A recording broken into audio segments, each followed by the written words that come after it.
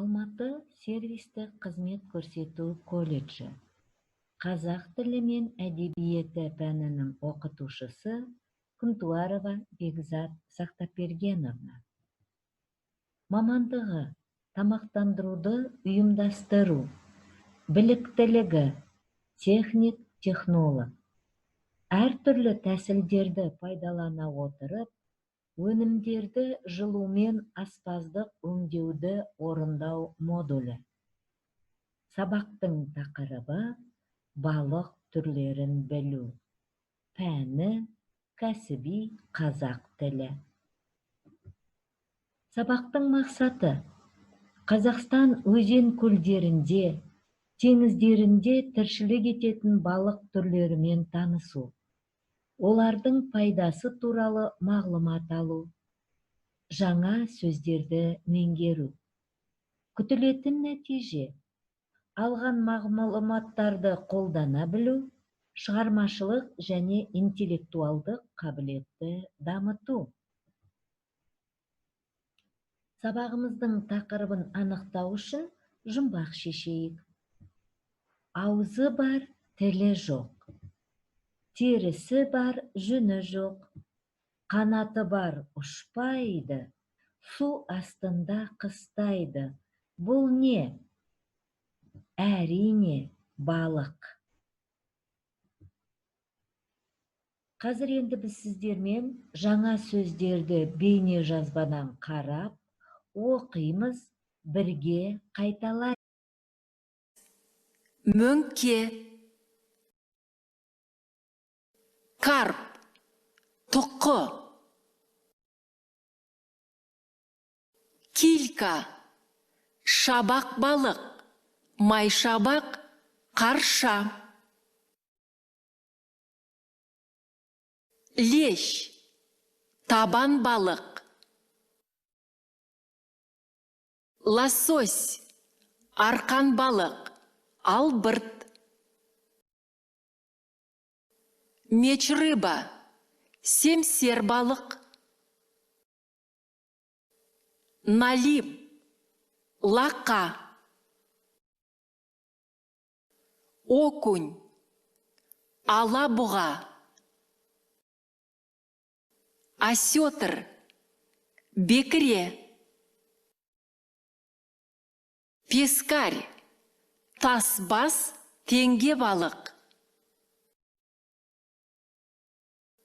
плотва, шабақ, плотва, сазан, сазан, севрюга, шоқыр,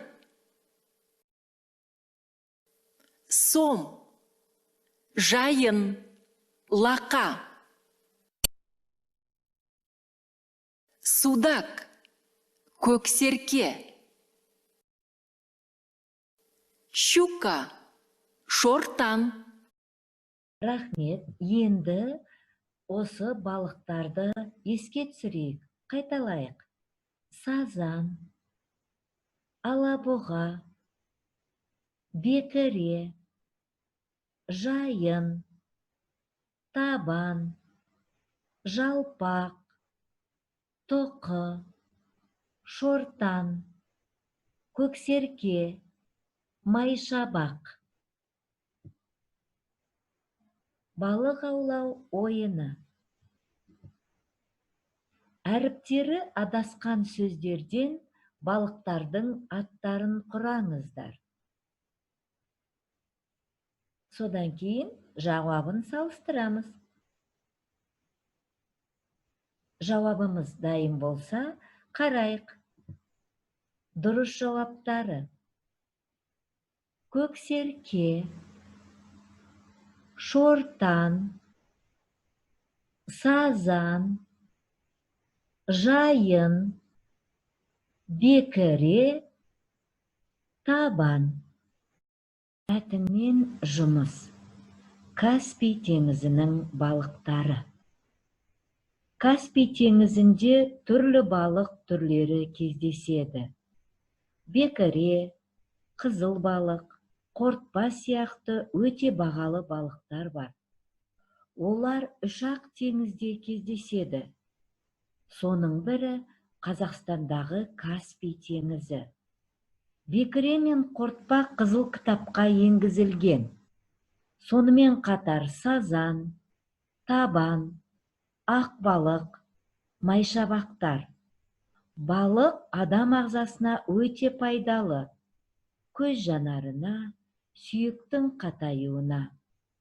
Теңіздің жағасында көптеген шаруашылықтар орналасқан. Олар балық аулаумен айналысады. Балық аулап, оны өңдеп, түрлі тағам дайындау халық шаруашылығының аса маңызды бір саласы. Жаз айларында ауланған балықтарды арнаулы тоңазытқыштарда сақтайды. Жастай тоңазытылған балық жоғары бағаланады. Балықтардың біразын сүрлеп кептіреді, ыстайды, консервілейді. Сөйтіп, еліміздің түкпір-түкпіріне жөнелтеді. Ал шетелдіктер біздің еліміздің балықтың уылдырығын алтынға теңеп сатып алады. Мәтін бойынша тапсырмалар. Мәтіннен сын есімдерді теріп жазып, түрін ажыратыңдар.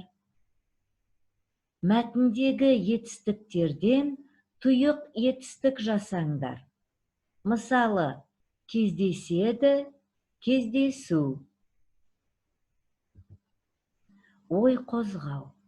Мына суреттерге қарап, балық туралы, балықшылар туралы мақал-мәтел айтыңыздар. Егер дайын болсақ, жауабын салыстырайық. Бірінші, балық басынан шіриді. Екінші, батыр түсінде жау көреді, балықшы түсінде ау көреді. Үшінші, бақа көлінде патша, балық суында патша. Төртінші, балық жегің келсе, балағыңды түр.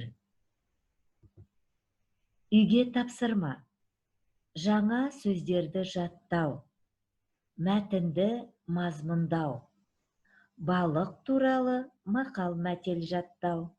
Осы сабақты қайталау үшін мына сілтеме бойынша кірулеріңізге болады. Назарларыңызға рахмет.